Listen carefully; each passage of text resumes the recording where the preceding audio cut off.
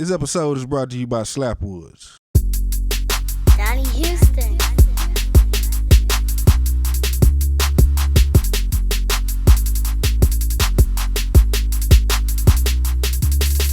Yeah, man, it's going down this Donnie Houston podcast. I'm Donnie Houston. Check it out, man. We got a real special guest in the house today, man. My homeboy, Black Card Steve-O, man. He's an engineer. He's been behind a whole bunch of dope music, man. You know what I'm saying? Been a connector to a lot of dope events, a lot of dope things. You know what I'm saying? Worked a lot closely with Scarface, a lot closely with Devin the Dude. You know what I'm saying? Was instrumental in really, you know what I'm saying, setting up the Devin the Dude interview for the podcast, man. And just, you know what I'm saying, just all around good dude, man. And got a new project out right now. Lead by Example, available on all platforms, man. And he's here to chop it up. What's going down, bro? Yes, sir. What's going down, man? I'm blessed to be here. You know what I'm saying? I got the invite, man. You know what I'm saying? So, already. What's going down, man? Got the record out right now. Lead by Example. Man, Lead by Example. We just did the release party last week. It was dope. You know what I'm saying? It's just a dope project. You know what I'm saying? It's a project that I put together with a lot of producers and artists that I had access to, you know what I'm saying, that I could get in the studio and we could work all together and I could put something together that I would listen to, you know what I'm saying, and kind of put that out to the world as like a resume, like, hey, this is what Steve-O could put together, you know what I'm saying, from my ear to how it sounds to everything. What's on the A&R side of things? You wasn't trying to say, all right, I'm Black Card Steve-O, this is my artist project, like Khaled type thing. It wasn't that type of approach. It was just kind of, sorta, but more of the on the A&R side. You weren't trying to be the star of the project. It ain't, Right. It ain't about Steve-O. It's no, about, I'm only talking on there one time. On the Right. intro, I talk. After that, I'm not talking on there. I'm not rapping on there. But on every song, we was in the studio and I was hands on. Nah, let's try this. Let's not do that. I'm gonna take this person off. I'm gonna add this person. You know what I'm saying? So it was that process over. It took me a year to do it total. You know what I'm saying?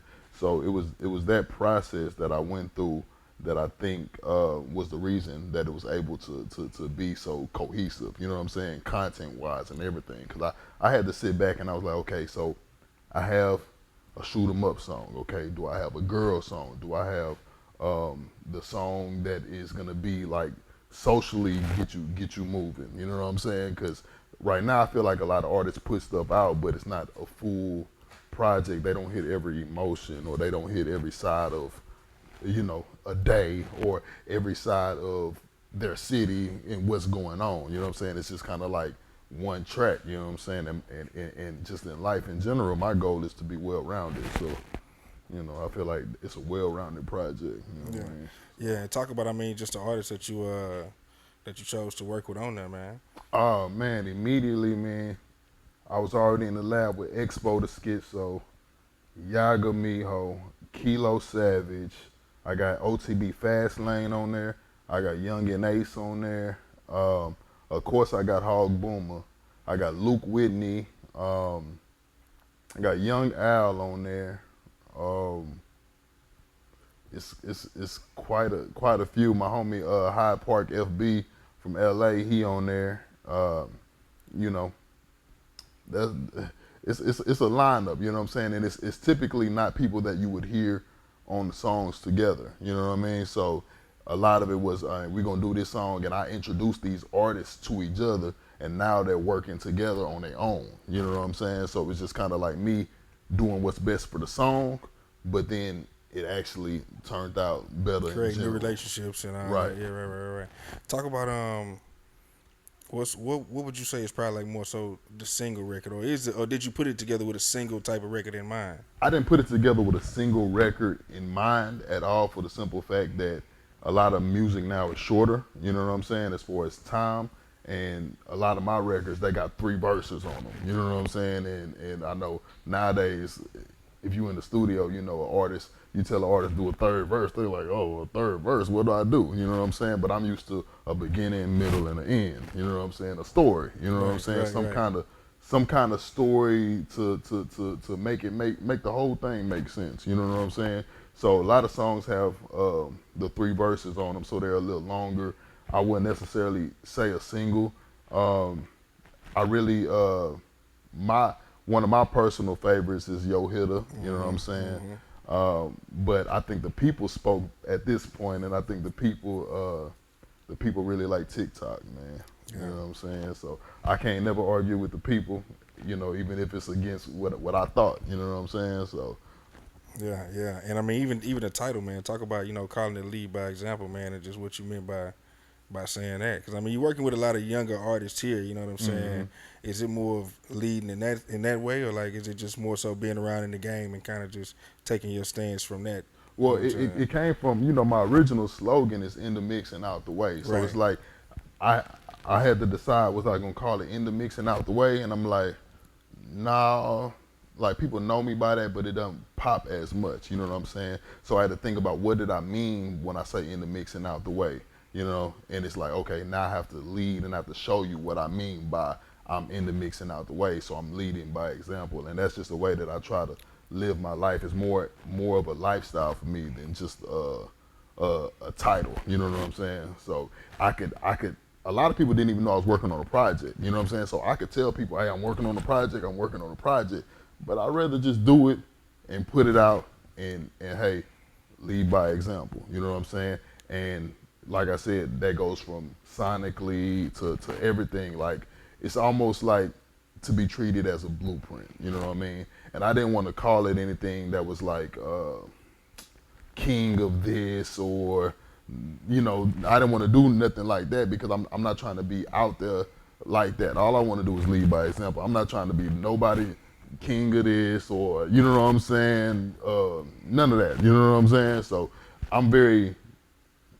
I think about my words because I know your thoughts become your words become your actions, so forth and so on, you know what I'm saying. So it's like lead by example. It says what it needs to say without putting some other kind of title on me, you know what I mean. So yeah. Well, man, we can kind of go back a little bit because I mean, shit, I say, man, I probably been knowing you at least 10, 11 years, bro, and just seeing you around. I don't know who you were working with over there, but back off 290 and West 34th and all that. I think that was one of the first times we linked up. Yeah, that was the first, that's the first iMix. You know what I'm saying? Okay, I thought it might have been iMix over there. Yeah, that was the first iMix we had over there when Devin had a room over there, Rockaway had a room over there, Ill Faded. That was probably about 07, 08, 09, like in them years. Yeah. So I mean, talk about even before then, man. Like, how'd you even get into like engineering to get to that point? You know what I'm saying? I think just like every dude from Houston, at first I wanted to be a rapper. Trying to rap. Yeah, you already knew it. You know what I'm saying? I was trying to be a rapper. I was a guy that what I'm saying. I would save my money up and buy equipment every year. You know what I'm saying? For Christmas, I get a piece of equipment. I don't want no clothes, none of that. I get a piece of equipment, and then throughout the rest of the year, I just build it up myself. You know what I'm saying? I get my tea lady to make a big purchase, and I do the rest. You know what I'm saying? And I built up my studio at the house, and it was only for me to record my raps and my partners.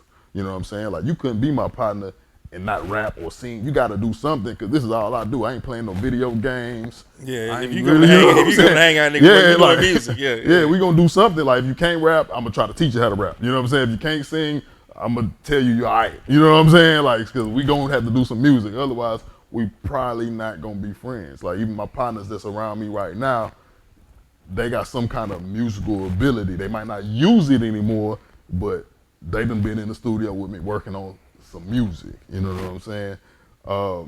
So basically, I started rapping. I was in the DJ pools and all of that back then. I really wasn't DJing though. I had a Philips CD recorder. It recorded real time. You know what I'm saying? It was on top of the stereo, and I had 2 turntables that OG Ron C told me to go get. OG Ron C said, go get you some turntables. I'm gonna teach you how to chop. I went and got them turntables, you know what I'm saying? So when I got the turntables, I had to come out the turntables with them and go straight into the real-time burner. And he recorded and right. Yeah. And whatever I do is what I did, you know what I'm saying? The microphone to the mixer, no idea about levels or none of that. All I wanted to do was rap and see how it came out, you know what I'm saying? And it started being cool. Then I upgraded to like, acid, you know what I'm saying, stuff like that via like, LimeWire and all of that. I went through all of them stages, you know what I'm saying? And then what happened one day is I started, I was getting in some trouble, and I was at the barber shop, man, and my barber, Reg, he was like, man, don't you mess with that music? And I was like, yeah. He was like, come to the studio with me Monday. He said, just get dropped off, 7 to 10 Monday. Cool. I went to the studio. It was Mike Mo, Corey Mo, Mad Studios, you know what I'm saying?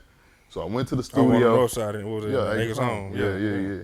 I went to the studio, chopped it up with Mike and them, and Mike was like, yeah, you can record them, you know what I'm saying?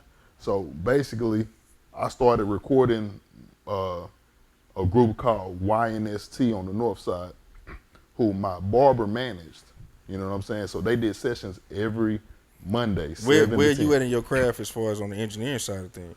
Are you still figuring it out? I'm still figuring it out. I didn't even know, at that point, I didn't even know an engineer was like a real thing to be, and that you can actually do it for a living or anything. You know what I'm saying? I was just recording, and I was recording myself, and then he was like, hey, you know how to do this? I was like, yeah, I know how to use Pro Tools and stuff, but it wasn't necessarily a career path that I thought was open for me, because I had no idea. You know what I'm saying? But you had already got into learning how to mix and all that type of shit. Not really mixing, just kind of like recording, not necessarily mixing. There was a lot of recording, you know what I mean? So once I started doing that the first day, he said, hey, come on every Monday.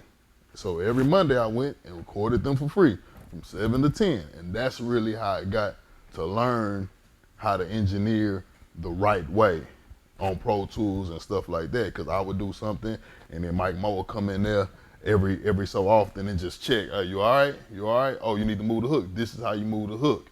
He showed me a little bit at a time, you know what I'm saying? And I did that for 2 years. I did that 2 years. I didn't get paid. So around what year is this? This had to be, I don't want to get my years wrong, because I was still in high school. I was still in high school, you know what I'm saying? The group was in high school, and I was still in high school. So it had to be like 03, 04, you know what I'm saying? And then I went to college for a semester, you know what I'm saying? And then when Where you went to? Lamar, okay. Beaumont, you know what I'm saying? Got out of that, and I was like, damn, I got in some trouble, so I'm like, man, what am I gonna do? So I hit Mike Mo back up, you know what I'm saying? And he was kind of like, man, I got somebody over here now, this and that. He didn't even know real help, but I just stayed at it. And then one day he was like, come on, you could burn these CDs. We used to duplicate CDs in the back in the jewel cases, you know what I'm saying, with the thermal print. So that's how I got back. I was already in the door, but I got back in the door through burning CDs, damn near sweatshop style, you know what I'm saying? 3 towers, but printing one at a time, you know what I'm saying? So I pretty much, man, have been through every part of the game, or seen it at some kind of level, you know what I'm saying? But that's how I really got started, you know what I'm saying? And I did like 5 years with Mike Mo and Corey Mo, you know what I'm saying? From flying to Atlanta every Monday, coming back every Wednesday with them, you know what I'm saying, to work. So what y'all working on at this time? What projects? Yeah. The biggest project that I remember, Lil Wayne came and did Carter 3. He did the Hello Mr. Carter. Hey, Mr. Carter. With him and Jay-Z.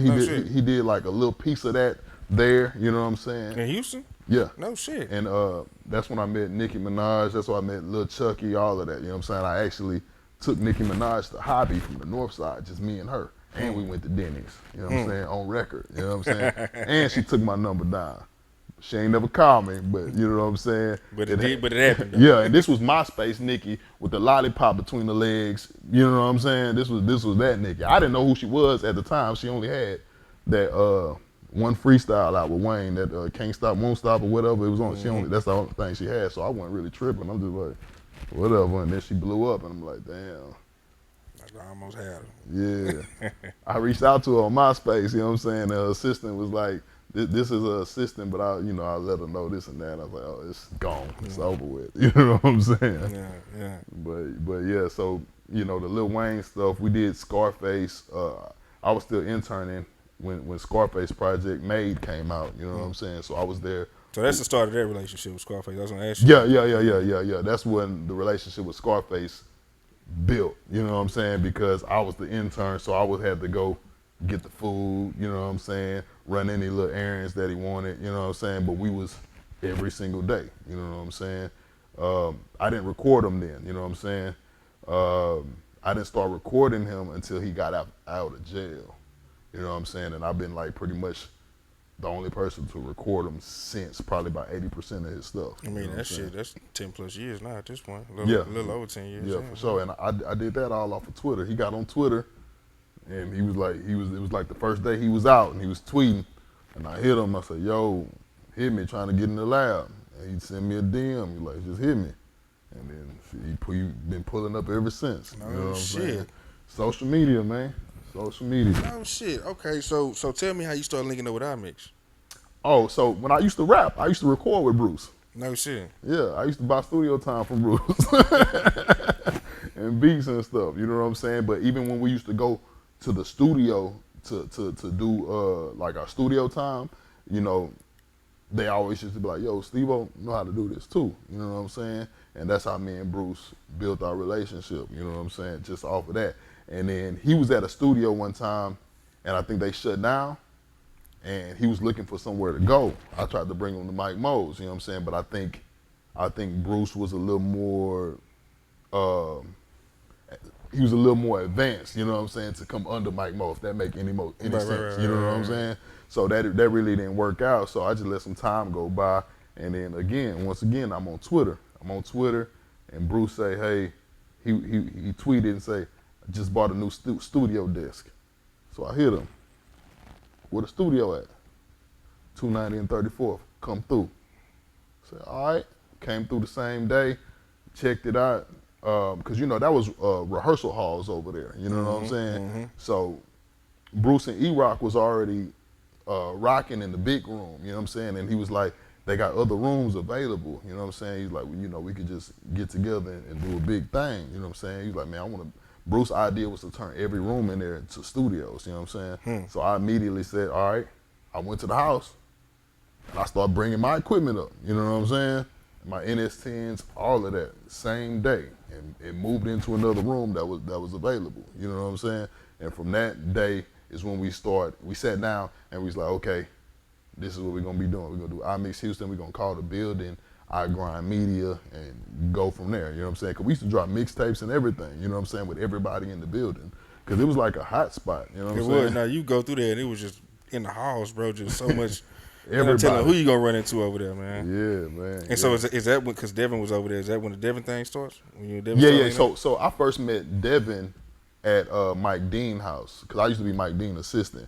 Mike Mo was Mike Dean assistant at one time, and then Mike Mo started getting busy, and he kind of like, yeah, go over there with Mike Dean. You know what I'm saying? I'm just like, all right, I'm going with Mike Dean. I didn't at that time, Mike Dean wasn't Mike Dean, or at least He was still behind the scenes, Mike Dean. Right. So I knew who he was, but it wasn't like right now. You know what I'm saying? So one day I was over there, and I was on probation at the time, and him and Devin was over there, and they was cooking with weed butter and shit. You know what I'm saying? So they cooking and shit, doing music on the side. Mike Dean got a Grammy on the kitchen table with some weed in it. Like, it's crazy shit, you know what I'm saying? But that's how I met Devin, because the first time he met me, I wasn't smoking because I was on papers. He tried to give me a joint, you know what I'm saying? I say, nah, I'm on papers. He said, these are papers. I say, man, nah, man. But yeah, that's how I met Devin. But I didn't start recording him until after we moved into the studio. So I moved into the studio, and Carlos came through and was like, yo, Devin needs a spot to record. I'm like, you know, tell him to come through. You know what I'm saying? So he came through. We chopped it up. We already, you know, was familiar with each other. And I was like, man, this is my room. You know, go at it. You know what I'm saying? So that's when he did that Coffee Brothers Fresh Brew project out of there. You know what I'm saying? So. Man, so talk about just some of the projects, man, that you've been a part of as far as on the engineering side, bro, on the creative side, man. It's a lot. Rick Ross, Mastermind, Grammy nominated for 2 Chainz. The Mastermind record, was a Scarface and Zero Yeah, joint? Scarface and Zero, Blessing in Disguise. You know what I'm saying? Classic. Fire. 2 Chainz album. You know, Face was on 2 Chainz album. That's how I got my plaque. You know what I'm saying? It was Grammy nominated, so that was dope on a song called Ghetto. I think it's called Ghetto Boy or Ghetto Dreams or something. Yeah, I know something. Based on the true story. Russ and Devin, you know what I'm saying? They got a song called Foot on the Gas, you know what I'm saying? I recorded. I've pretty much anything that they touched. The only song that I didn't record that I wish I would have recorded for Face is a song he had with Nas called Hip Hop. Oh yeah, the Cali joint. Yeah. That was one of the Cali joints. I recorded the other one. It's a song with Face, Jadakiss, Akon, on Suffering for Success. I did record that, you know what I'm saying? So, man, I can't lie. I went through my sessions, and I realized, man, shout out to Killer Corleone too, because I recorded some classic stuff, man, out that Moon and Stars remix, you know what I'm saying? Like, I recorded Spotlight with him and Wiz Khalifa. You know what shit. I'm saying? Yeah. Wait. So they were both there when they did No, that? just This Killer. is first, yeah. Just Killer. We was at Mike Mo studio. You know what I'm saying?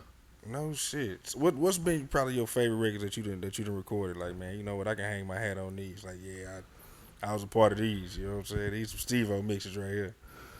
I don't know if I have I don't necessarily have a favorite. I can't tell you that I have a favorite, but for me, like the album that I'm proud of because I was there from the beginning to the end was Deeply Rooted, Scarface.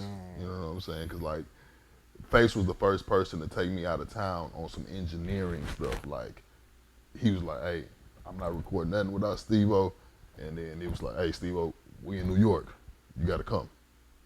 I'm like, "All right," you know what I'm saying? So like that process was beautiful because I got to experience more, you know, from the ground to the end. Talk about some standouts from that, because I mean, that Face came back and dropped a classic. I mean, that's an independent album, and it's still just top to bottom, bro. Like, I think it's solid, man. I think it's very, very solid.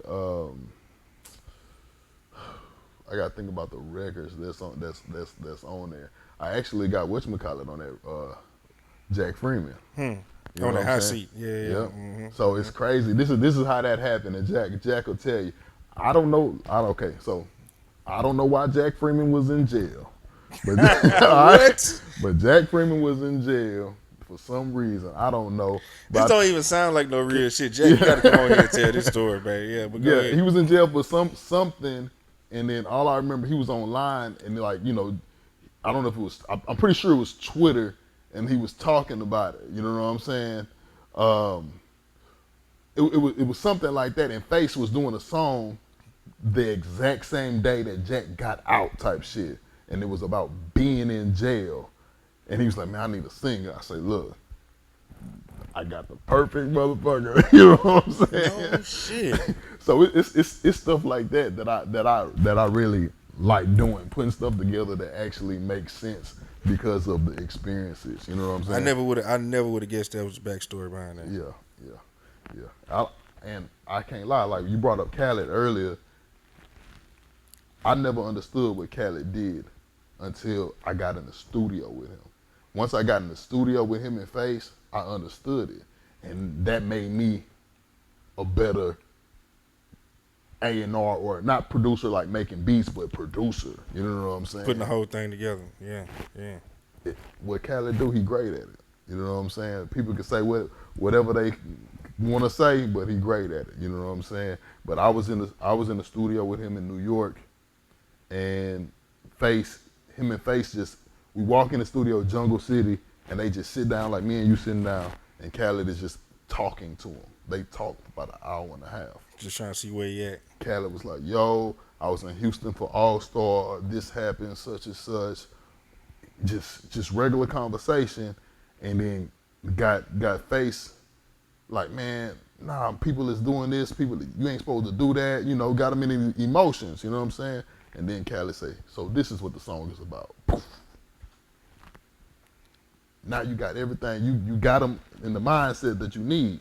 Now you can go make the record that you want. You know what I'm saying? Because it probably wouldn't have came out the same way if you would have came in and said, okay, here's the song, just go in there and rap on it. You know what I'm saying? You got to kind of make the environment right, and that's what I learned from Khaled. You know what I'm saying? And I was with Face days after that. You know what I'm saying? And Khaled's calling them, man, that verse hard. You know what I'm saying? That's hard, man. I'm thinking about getting Akon on there. You know what I'm saying? So it's like that enthusiasm make everything. He's good at what he do. You know what I'm saying? Keeping that energy up. And Yeah, shit. yeah, exactly. And on that tip, I want to give a shout out to OG Run C, because OG Run C was Khaled before Khaled. You know what I'm saying? If you remember Southern's Finest CD, when he put everybody together, the only thing he ain't have was the tag. You know what I'm saying? And then before that, you know, we got to shout out Kirk Franklin, man. DJ Khaled is Kirk Franklin. You know what I'm saying? So, yeah. Yeah, for sure. Well, man, what you got? Like, what's the goal for you in the bigger, like, grand scheme of things, man? Man, I just want to continue like touching people musically. You know what I mean? I would love like an executive spot, like at a major label or something. You know what I mean? But I just want to keep touching people musically. You know what I mean? I've given up pretty much on the I'm gonna be an artist type of thing. You know what I'm saying? So I use my creativity a little differently now. You know what I'm saying? And try to help the people coming up. And try to mold them as much as possible to what I know is right. You know what I'm saying? Like, and I can only give that to people that will listen. You know what I'm saying? Like, I feel like I've been around so much music and so many OGs that when I'm in the studio with them, they're saying stuff and I can't do nothing but pick it up. You know what I'm saying? So I remix it, I keep some of it, and then when I'm in the studio with people, I let it out. You know what I'm saying? So, like, that's what happened on Lead by Example. You know what I'm saying? Like, it was exactly that. You know what I'm saying? Already. Well, man, real quick before we get up out of here, man, let's talk about the Slapwoods, man. Man, Slapwoods, man. If you haven't tried Slapwoods, you need to try some Slapwoods, man. Get rid of them backwoods and try you some Slapwoods, man. Did you open that pack? That's why I'm up right there, man. Man, I'm gonna show you what they look like, man. If y'all smoke backwoods, that's all cool, but you're gonna do a lot of work and you're gonna waste a lot of money. You know what I'm saying? If you wanna just get straight to it, you need to get you a Slapwood, man. And they is in stores all around Houston, Florida. Man, I ain't got no nails, boy. This is bad. Got some out in California, Oklahoma. What they are is premium cones. Premium cones with a filter on it. So all you gotta do is stuff it. Bam. You take the paper out, you put your tree in there, and you got the perfect wood with a filter, you know what I'm saying? And you got the stuffing stick in it. It's biodegradable, you know what I'm saying? You really can't lose on it, you know what I'm saying? But one thing for sure, it ain't for nobody that only smoke a little bit of weed or something like that, man. You gotta make sure you have enough tree. If you trying to roll a pin joint or something like that, you're gonna have to use something else. But if you a big smoker, a big chiefer, Slapwoods is your friend, you know what I'm saying? So, yeah, for sure. I appreciate that plug like a motherfucker. But before we get off, I want to tell you thank you, you know what I'm saying, just for, I went through my DJ stage, you know what I'm saying, and I hit you, I was like, man, DJ Don, I just got these turntables. People like, some people gonna see this and say, who the fuck is DJ Don? Because they gonna like Donnie Houston. This how long this really been my partner. You know what I'm saying? Like I used to be DJ Don some years ago. Hey, man, one of the coldest, man.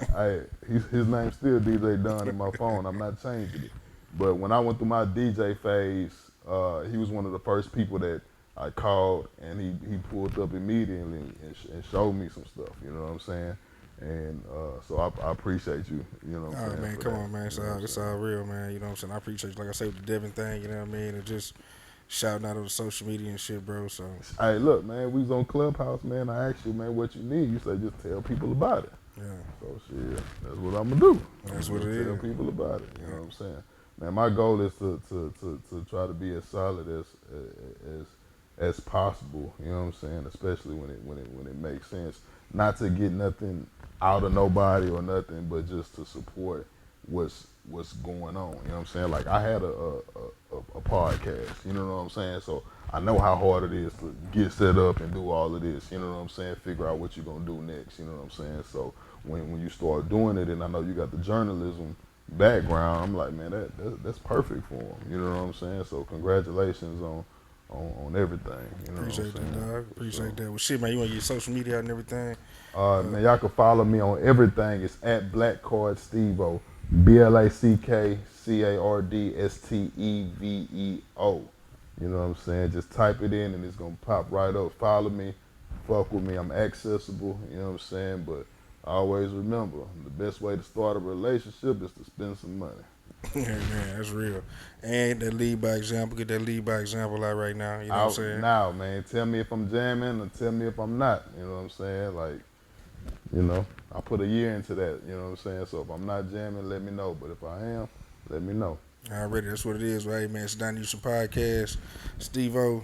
Hey, man, we out. Yes, sir. Donnie Houston.